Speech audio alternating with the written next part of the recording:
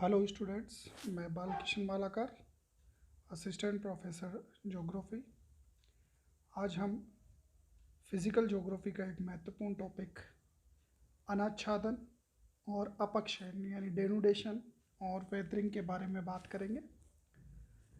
हमारी पृथ्वी के आंतरिक भाग में बहुत सी शक्तियाँ कार्यरत है और ये शक्तियाँ विभिन्न प्रकार के कार्य करते हुए धरातल की सतह पर कुछ विशेष प्रकार की स्थलाकृतियों का निर्माण करती है।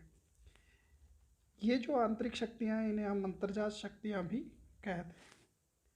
ये हमारे भूपटल पर विषम प्रकार की स्थलाकृतियाँ जिसमें पर्वत है, पठार है, मैदान है आदि का निर्माण करती हैं। और इन विषम स्थलाकृतियों को जो सतह के ऊपर की स्थलाकृतियाँ हैं या शक्तियाँ हैं जिन्हें हम बहिर्जात या बाह्य शक्तियाँ भी कहते हैं, वो इन विषम स्थलाकृतियों को काट कर या अपर्दित करके समतल करने की प्रक्रिया करती रहती है और वो इन स्थलाकृतियों के स्वरूप में लगातार धीरे धीरे परिवर्तन करती रहती है। तो इसी दौरान जो क्रिया भूपटल की निम्नस्थ शेलों के आवरण को उतारती है या हटाती है, उस क्रिया को हम अनाच्छादन या अनावर्तीकरण कहते हैं।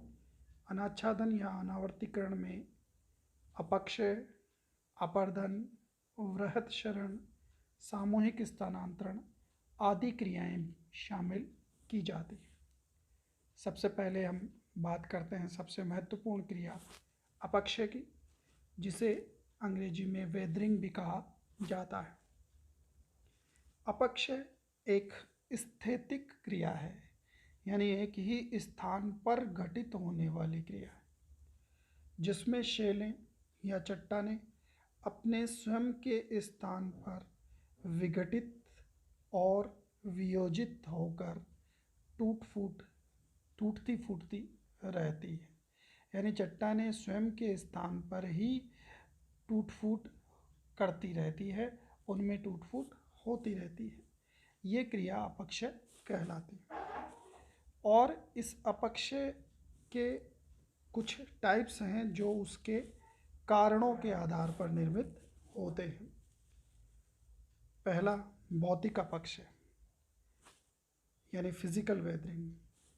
और ये अपक्षय जो है उसके पीछे मूल रीज़न होता है सूर्य तप, तुषार या पाला पड़ना, जल, वायु आदि के द्वारा चट्टानों में विघटन होने की क्रिया भौतिक अपक्षय कहलाती है।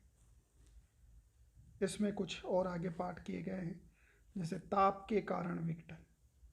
जो गर्म मरुस्थल है वहाँ पर दैनिक तापांतर बहुत अधिक होता है, जिसके कारण से वहाँ की चट्टानों में, शेलों में दरारें पड़ जाती है और कालांतर में ये शेल बड़े बड़े टुकड़ों में विखंडित हो जाता है। इसे हम पिंड विच्छेदन भी कहते हैं। स्लेकिंग अपक्षय, जिसके अंदर चट्टानें भीगना और सूखना, लगातार भीगना और सूखना होता रहता है, जिसके कारण से वह टूट फूट जाती है। तुषारी अपक्षय, जो बहुत अधिक ठंडे क्षेत्र हैं वहाँ पर निरंतर पानी शेलों की दरारों में जमता रहता है और फिर पिघल जाता है। रात के समय जम जाता है, दिन के समय पिघल जाता है, जिसके कारण से शेलों में विस्तार और संकुचन की क्रिया होती रहती है और चट्टानें टूट फूट जाती हैं, जिसे तुषारी अपक्षय कहते हैं। दाब मोचन, जब कभी चट्टानों के ऊपरी हिस्से में पाई जाने वाली चट्टानें हट जाती है तो नीचे की चट्टानों पर दाब कम हो जाता है, जिससे भी उनमें चटकन पड़ने लगती है। अपशल्कन या एक्सफोलिएशन, शेलों के ऊपरी परत के गर्म और ठंडी होने से शेलों का छिलकों की तरह टूटना अपशल्कन कहलाता है। वर्षा जल, जो गर्म प्रदेश है वहाँ पर वर्षा जल द्वारा चट्टानों में विघटन होता है। ये कुछ भौतिक अपक्ष है और उनके टाइप्स। अब बात करते हैं रासायनिक अपक्ष या केमिकल वेदरिंग। इस प्रक्रिया में शैलों का जल और गैस की सहायता से टूटना, फूटना, सड़ना या नए यौगिकों में बदलना रासायनिक अपक्ष कहलाता है। पहला, ऑक्सीकरण या ऑक्सीडेशन। वायुमंडलीय ऑक्सीजन जल में घुसकर शैल खनिजों को ऑक्साइड में बदल देती है, जिसे ऑक्सीकरण कहते हैं। इससे शैलों का शीघ्र अपघटन होता है। इसका सबसे अधिक प्रभाव लोहे के खनिजों पर होता है, जिसमें जंग लगने की प्रक्रिया ऑक्सीडेशन का ही एक एग्जाम्पल है। उष्णार्द्र प्रदेशों में इसका सबसे ज़्यादा प्रभाव रहता है। कार्बोनेशन या कार्बनीकरण। वायुमंडलीय कार्बन डाइऑक्साइड गैस जल में मिलकर कार्बनिक अम्ल बनाती है।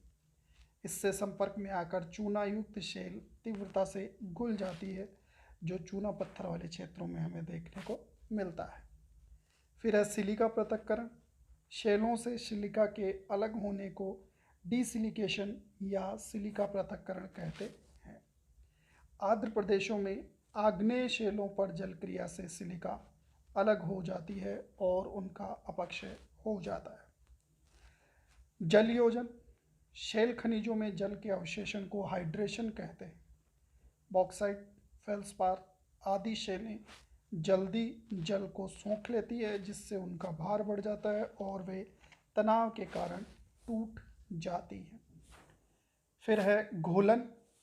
वर्षा जल शैल पदार्थों से अनेक प्रकार के अम्ल और कार्बनिक तत्वों को घोल लेता है और नया रासायनिक मिश्रण बना लेता है। इस अभिक्रिया को हाइड्रोलिसिस भी कहते हैं। ये रासायनिक प्रकार का अपक्ष है। अब बात करते हैं जैविक अपक्ष या बायोलॉजिकल वेदरिंग की। भूपटल पर विभिन्न प्रकार के जीव जंतु और वनस्पति अपक्ष में संलग्न होते हैं। वनस्पति द्वारा अपक्ष विभिन्न पेड़ पौधों की जड़ें शैलों में प्रवेश कर उनके कणों को ढीला कर देती है, जिससे शैलें शीघ्रता से टूट जाती है। फिर जीव जंतुओं द्वारा अपक्ष केंचुआ, दीमक, चूहे आदि जीव चट्टानों को वियोजित कर देते हैं। मानव द्वारा अपक्ष मनुष्य की कृषि, खनन व निर्माण क्रियाओं द्वारा भी अपक्ष होता है। इस प्रकार से हमने देखा कि विभिन्न कारणों से, भौतिक, रासायनिक और जैविक कारणों से अपक्ष होता है। आगे का नेक्स्ट वीडियो में